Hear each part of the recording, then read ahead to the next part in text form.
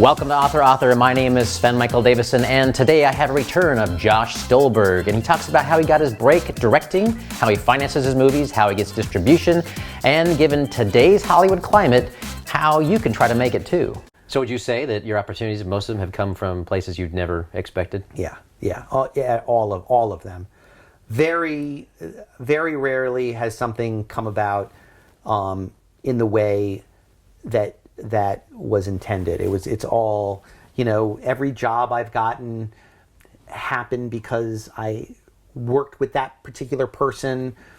My second job was I was a PA after Parker Lewis, but before film school. I was a PA on Weird Science, the television show for Weird Science, and I got that job because Tom Spezialy and Alan Cross, who were two of the lower level producers on Parker Lewis, got their own show. So I moved over with them. And I found my way into directing film through that. So I went in as a PA, and again, I was doing, laundry and cutting, apples and bringing in lunch. But one day when their second unit director decided to call in sick, they needed someone to shoot second unit. And I was the guy who had been sitting next to the director. So they were like, Josh, why don't you go take care of the second unit? And that is the least like Hollywood job to do. It's like a second unit is, I think the first thing I ever shot was the kids in the show were throwing darts at a dartboard. So they would shoot, the camera would shoot the actors throwing the darts, and then you're shooting the dartboard. Exactly. I'm doing a close-up of the dartboard and standing off to the side and throwing the darts in. But I got to work with the second unit camera operator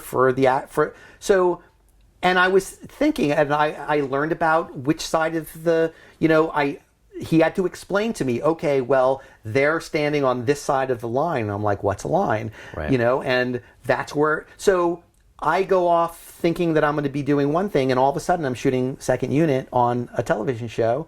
And that became kind of not my regular gig. I was still having to, wash the producers' cars and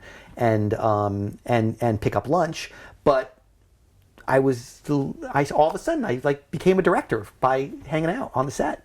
And I was going to ask you about that because I would assume this is all guild. So if they're inviting you to just shoot second unit, saying, "Oh, quick, sign this form," and now you're in the DGA. I mean, is that how that works? No. I wish. Okay. I'm still not in the DGA. All of my directing is all. So you can get away with that on television, though? You can do second unit and not worry about offending the guild at all? Or? I don't know. Should we cut this out? No. I don't know. I'm not sure. All right. Yeah. The show's gone now anyway, right? Yeah, so don't worry about it. Who are they going to sue? Yeah. Who are they going to go after? The guy who said go shoot it is dead now. He passed away. There we go. Yeah. But like, it's going back to what you were saying. It's like you never know how you're going to find your way in. Just keep your mind open to what the possibilities, because you never know when it's going to happen.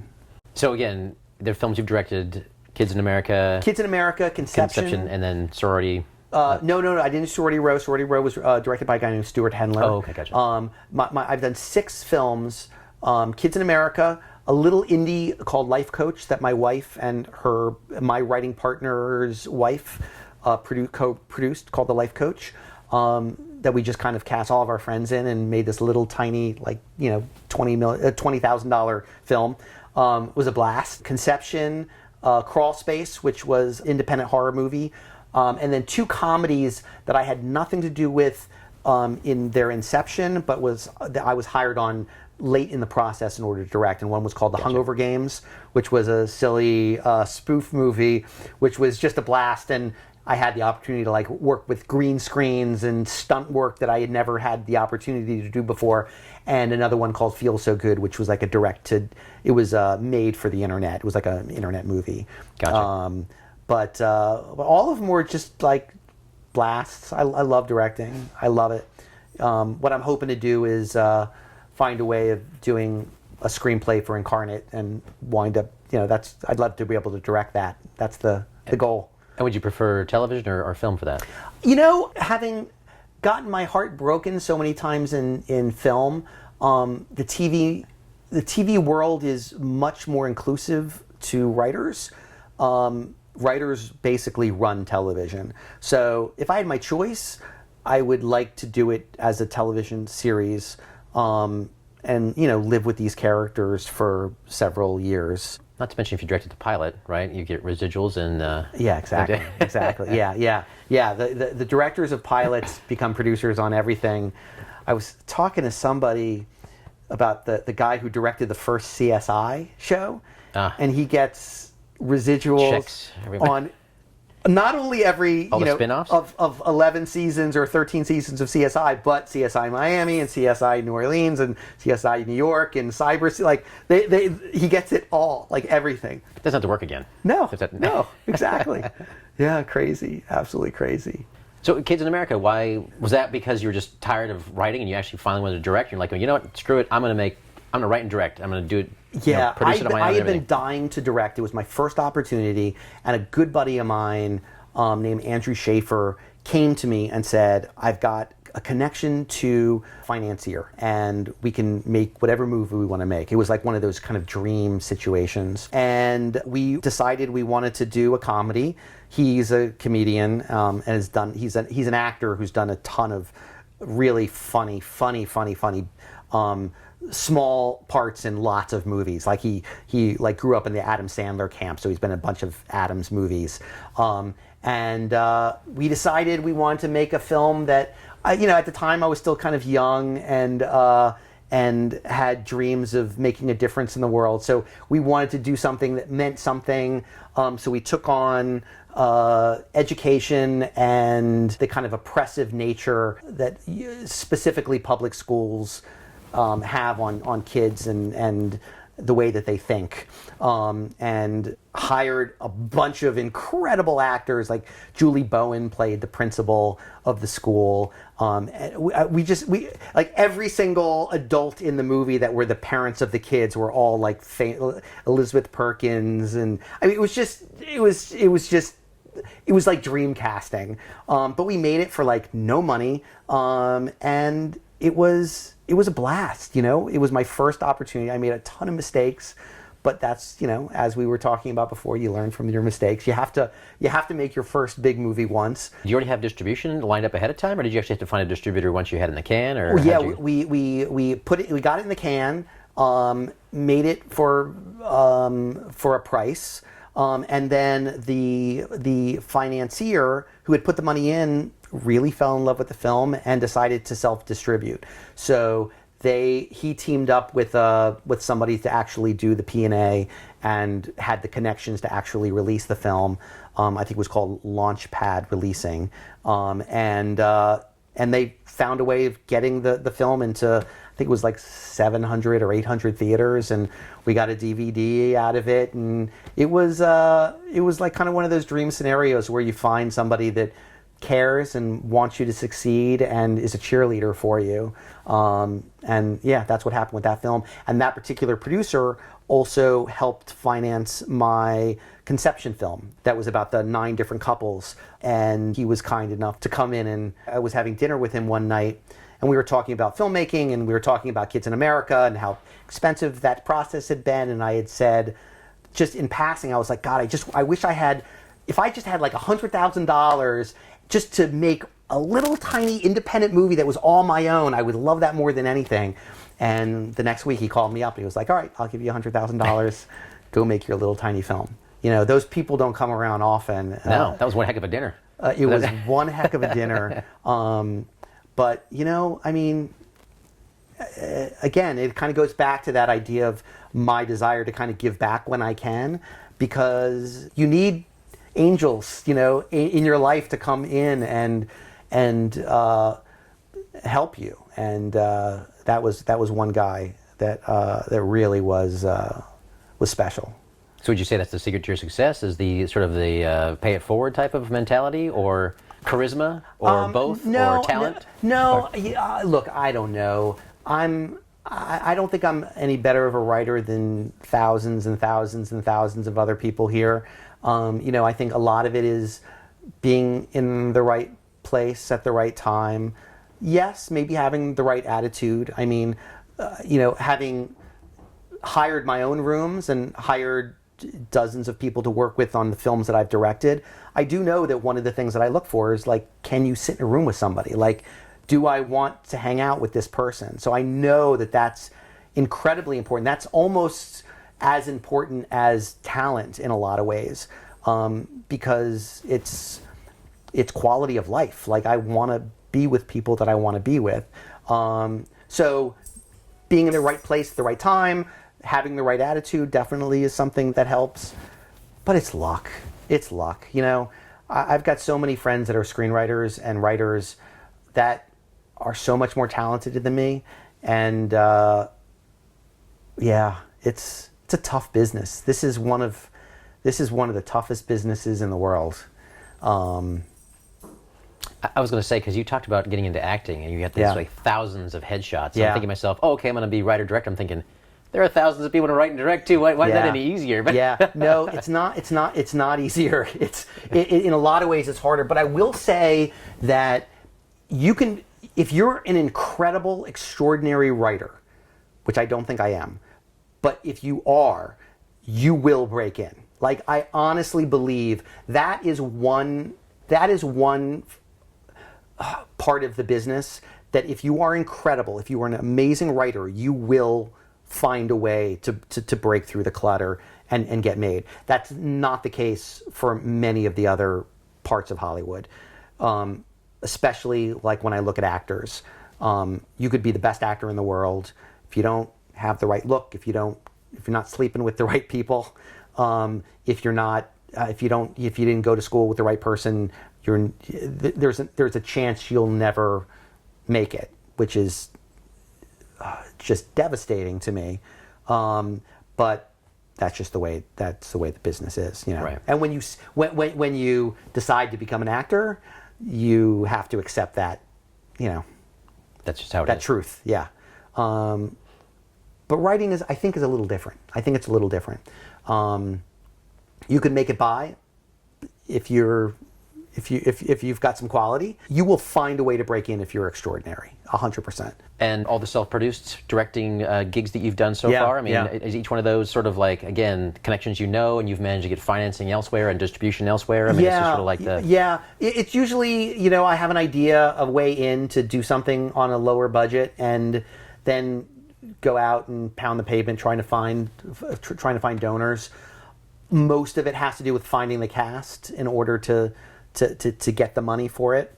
So, like, for instance, Conception, even though we made it for so little money, he needed to feel comfortable that he wasn't just writing a check and throwing it away. Yeah. So I wound up going to some of my Hollywood friends in order to sign on. So a lot of it's about trying to find the right casting. Even little tiny movies now, they want it to be cast to the hilt. That's what brings us the draw. Yeah, exactly.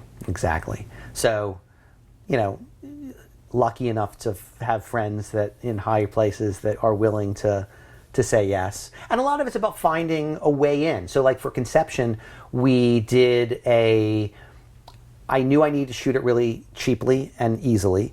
And I knew I wanted to ask big actors. You can't go to someone like Connie Britton or Julie Bowen, who were both in the film, and say, hey, will you come take 2 weeks off of your schedule and work for no money? But I knew I could say, will you do it for a day? Like, can I have you for one day? Just on one of your days off, I'll feed you really nice, and please, please, please, and like, I get on my knees and beg. And then, so the whole reason that film is structured the way it is, the way I wrote it the way it is, where it's 9 different couples and their evenings conceiving their children, was that I knew in order to make a feature, it needed to be, 109 minutes long, and you can roughly shoot, if you're really pushing it, you can shoot 10 to 13 pages max per day. So I knew, 10 times 10 is 100, and so it was going to be 10 different stories. And I decided, okay, instead of the 10th story, I'll use a wraparound, so I can start the movie with a scene that wraps the entire, ties them all together in the end. And then I went to different couples and I said, hey, Connie, can I have a day? Here's the scene. she had been dating a guy named Jason Mantzoukas at the time, who is an incredible actor. So I just lucked into Jason. I didn't know him at the time, but Connie was dating him, and she was like, "I'd like to do the scene with my boyfriend. Is that all right?" And I was like, "Yeah, sure. If you'll do the scene, you can definitely do it with Jason." And all of a sudden, I've got these two incredible actors in my film. Julie Bowen was somebody that I had worked with on Kids in America, and she had played the principal to this guy named Gregory Smith, who was the star of Everwood, an amazing actor. She's incredible. Gregory had played the student in the film, like the main student in Kids in America, and she had played the crazy principal. So when I went to Julie, I was like, "Will you do this?" And it was supposed to be like this kind of older woman, younger man. She was like, "Yeah, I'll do it if Greg will do it with me." I was like, "Yes!" So then I was able to go to Greg and say, "Hey, Julie's doing this for you." So it's a lot of that. You know, my wife has this funny thing that she always talks about as being a kid, is where you call up your friends. You're the loser in school, and you call up your friends to say, "Hey, James is going to be at the party on Friday night. You want to come?" And they're like, "James is going to be there. I'll be there." And then you call up James and you say, "Hey, James," So that's a little bit of how you make an independent movie. I love it. Yeah. We're talking about 90s, right? Yeah. And would you feel like that's the same mentality today? I mean, can you still get away with that? Yes. If they want it bad enough, they'll let you do it.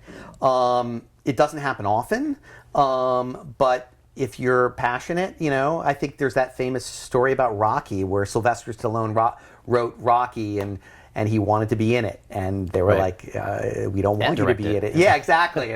And finally, they said, "Fine, you can play the lead part because we want this script so badly." But yeah, I think nowadays it's actually even turning even more because there's so much self-produced content that now it's more about actors. If you want to be an actor, you write and direct your own projects and put them up online and hopefully find an audience for them that way. Yeah. So do you think, but that's kind of like the YouTube route. Yeah. So you have the YouTube series, and hopefully you get enough, followers, you can get revenue through the YouTube channel. But I guess I'm thinking of, again, just, my 10 years at Fox, 5 at Paramount, 5 at Sony. It's like, oh my God. And it's like, you were in the system. You were like, absolutely. I was the suit. I was the evil enemy. But the interesting thing is, though, is that it's like, I remember, back in the 90s, it seemed like there was so much more, at least, openness to independent films, especially like Fox Searchlight. Yeah. And now it feels more like, okay, unless it's an A-list actor, an A-list director, a previously established franchise, whether it's a video game, comic book, or book, or maybe even like something about a dead celebrity. They're not going to touch it because they want to know there's a guarantee, some kind of box office return on investment. And so that's what I'm kind of wondering. Is the independent? Other than YouTube, though, there's a great route there, but can you get to the majors that way? No. The majors are basically now that side is dried up. Like there's no more, Brothers McMullins and all. That's dead on the studio side. The studios, as you said, it's all Marvel movies or DC movies or Star Wars movies or big, gigantic blockbusters. That's like one place that is very active right now in filmmaking. Horror movies, which, lucky for me, is still a place where audiences would like to see those movies in theaters because they want to be part of the, you want to sit in a dark theater and get scared. But like romantic comedies, like there used to be every weekend you'd go and you'd see a new romantic comedy opening up, at the Cineplex, and they've dried up. They're just not making those films anymore.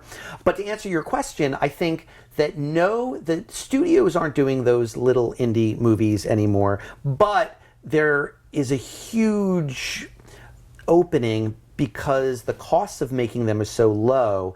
That you can get them done on Netflix. You can make your own movie for we made Conception. I think Conception cost about $100,000 when we made it, which is a lot of money, and I could not have put that money up myself.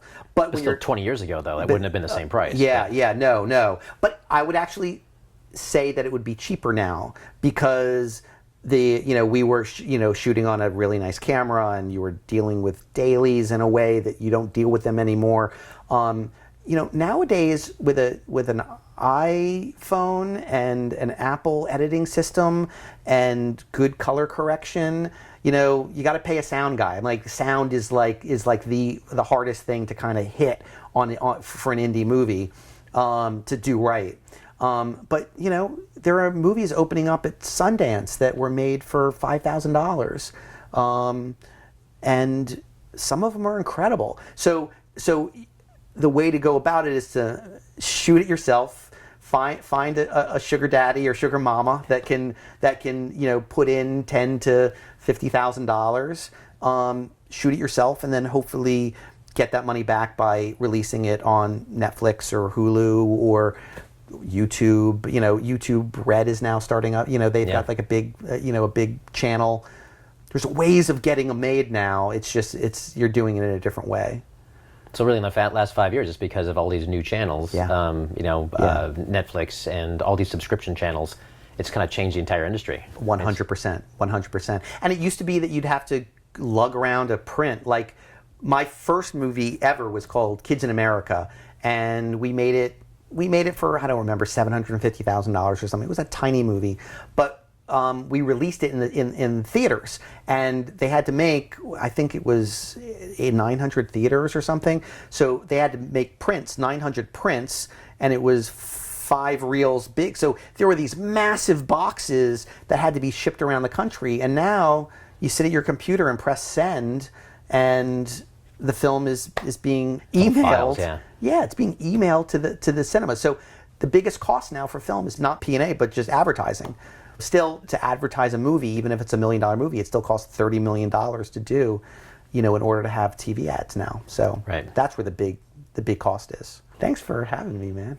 No, I really appreciate you sitting down doing this. Yeah, I really do. Awesome. It's awesome. And best of luck with everything. Awesome. Thanks, brother. Appreciate it, man. The book is a psychological thriller about a young resident in a psych ward, and she comes across a patient who they initially diagnose her with DID, which is dissociative identity disorder. She finds that this girl is displaying very unusual alternate personalities. Each one claims to have been a victim of a violent crime, and they all claim to have been killed. The book kind of goes down this rabbit hole of, is her patient just messing with her, and is the patient a little psychotic, and could the patient actually have been responsible for the murders themselves, or is she actually channeling the souls of these innocent victims? Please subscribe so my dad can make more videos like this. Thank you.